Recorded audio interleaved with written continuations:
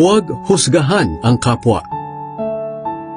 Huwag ninyong husgahan ang iba, para hindi rin kayo husgahan ng Diyos.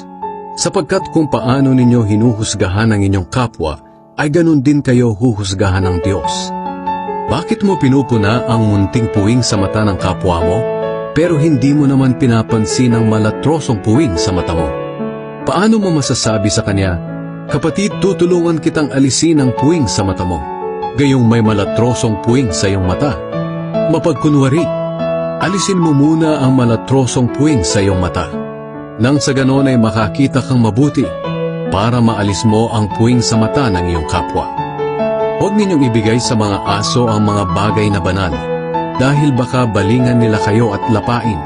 At huwag din ninyong ihagi sa mga baboy ang inyong mga perlas, dahil tatapak-tapakan lang nila ang mga ito. Humingi, humanap, kumatok. Humingi kayo sa Diyos at bibigyan kayo.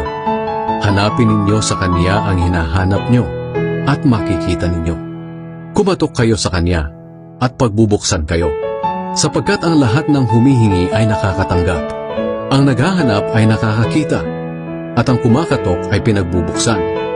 Kayong mga magulang, kung ang anak ninyo ay humihingi ng tinapay, bibigyan ba ninyo ng bato? At kung humihingi siya ng isda, bibigyan ba ninyo ng ahas? Kung kayong masasama ay marunong magbigay ng mabubuting bagay sa inyong mga anak, gaano pa kaya ang inyong amang nasa langit? Ibibigay niya ang mabubuting bagay sa mga humihingi sa Kanya. Gawin ninyo sa inyong kapwa ang gusto ninyong gawin nila sa inyo. Ganyan ang tamang pagsunod sa kautusan ni Moises at sa mga isinulat ng mga propeta. Ang makipot na pintuan. Pumasok kayo sa makipot na pintuan, dahil maluwang ang pintuan at malapad ang daan patungo sa kapahamakan, at marami ang pumapasok doon. Ngunit makipot ang pintuan at mahirap ang daan patungo sa buhay na walang hanggan, at kakaunti lang ang dumadaan dito. Nakikilala ang puno sa bunga nito. Mag-ingat kayo sa mga huwad na propeta. Lumalapit sila sa inyo na parang mga maamong tupa, pero ang totoo, tulad sila ng mga gutom na lobo. Makikilala ninyo sila sa kanilang mga gawa. Ang matitinik na halaman ay hindi namumunga ng ubas o igos. Ang mabuting puno ay namumunga ng mabuting bunga, at ang masamang puno ay namumunga ng masama. Ang mabuting puno ay hindi namumunga ng masama, at ang masamang puno ay hindi namumunga ng mabuti. Ang lahat ng punong hindi namumunga ng mabuti ay pinuputol at itinatapon sa apoy.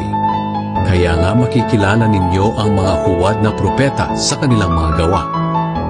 Hindi kikilalanin ng Diyos ang mga gumagawa ng masama. Marami ang tumatawag sa akin ng Panginoon, pero hindi ito nangangahulugan na makakapasok sila sa kaharian ng langit.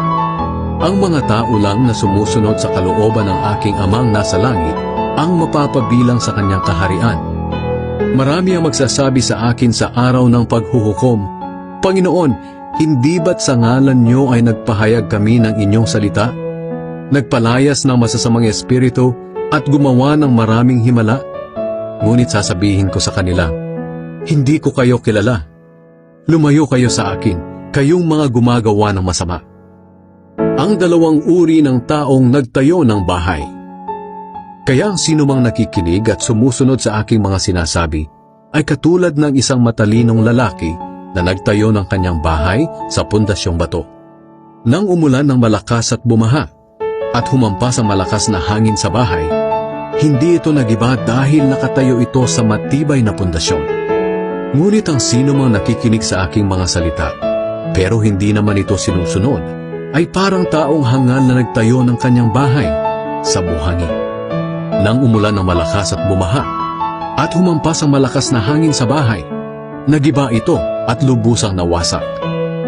Ang autoridad ni Jesus. Pagkatapos ipangaral ni Jesus ang mga bagay na ito, namangha ang mga tao. Dahil nangaral siya ng may autoridad at hindi tulad ng kanilang mga tagapagturo ng kautusan.